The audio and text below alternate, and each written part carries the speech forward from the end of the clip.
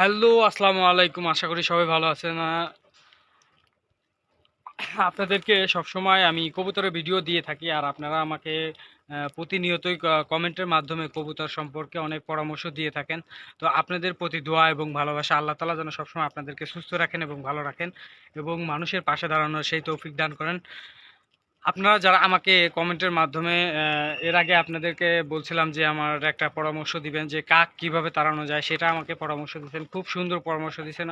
অনেক দিন যাবৎ কবুতরগুলাকে কাকে কোনো সমস্যা করতেছিল না। তো আপনাদের পরামর্শ অনুযায়ী যে কাজগুলো করছিলাম, এখানে তীর ধনুক বানাইছিলাম। তো এটা দেখার পরে দেখা যেত যে কাকগুলা আর এখানে আসতো না ভয়ে। আর একজন বলছিল যে মরা কাক এনে রেখে দিলে পরে এই কবুতরের কাছে রাখলে পরে, বেঁধে রাখলে পরে কাকগুলা আর এখানে আসবে না। তো আদৌ এটা সঠিক ছিল যে মরা কাকটা বেঁধে রাখার পরে একটা কাকও এখানে আর আসেনি।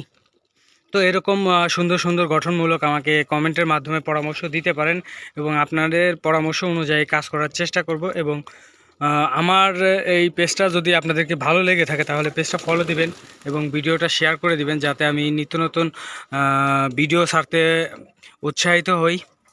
এবং আপনারাও আমাদেরকে কমেন্টের মাধ্যমে পরামর্শ দিতে পারেন, কারণ দেখা যাচ্ছে যে অনেক অনেক ভুল আমরা করে থাকি।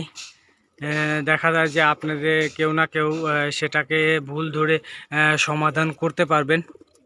তো এই জন্যই আমি আপনাদেরকে বারে বারে বলি যে আমার কমেন্টের মাধ্যমে পরামর্শ দিয়ে যাবেন কিছু, যাতে আমি আপনাদের ওই পরামর্শ অনুযায়ী কাজ করতে পারি এবং কবুতরগুলাকে সবসময় ভালো রাখতে পারি। এবং আপনারা কে কোথা থেকে দেখতেছেন এবং কবুতরগুলাকে কিভাবে পরিচর্যা করা যায়, কিভাবে কবুতরগুলাকে ভালো রাখা যায় এবং সুস্থ রাখা যায়, শীতের মধ্যে কি করলে ভালো হবে কবুতরগুলা, সেই অনুযায়ী আপনারা যদি কোনো পরামর্শ দেন তাহলে অবশ্যই আমি সেই পদক্ষেপ নিতে পারবো। এবং সবাই শখের জিনিস পালন করেন, কবুতর সেই জিনিসটা যদি অতি সহজেই নষ্ট হয়ে যায় সেটা সবারই খারাপ লাগে। তো আপনারা যতটুকু জানেন ততটুকুই আমাকে শেখানোর অনুরোধ রইল। আপনাদের ছোট ভাই মনে করে বা যে কোনো কিছু মনে করে আমাকে সহযোগিতা করবেন কমেন্টের মাধ্যমে।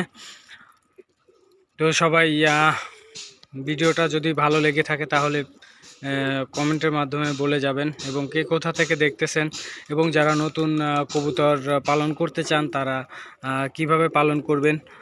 এটা আগে কোনো ইউটিউবে এবং কোনো খামারি ভাইয়ের সাথে যোগাযোগ করে আপনারা যদি সেই উদ্যোগী হন তাহলে আমার মনে হয় যে আপনাদেরকে ভালো হবে।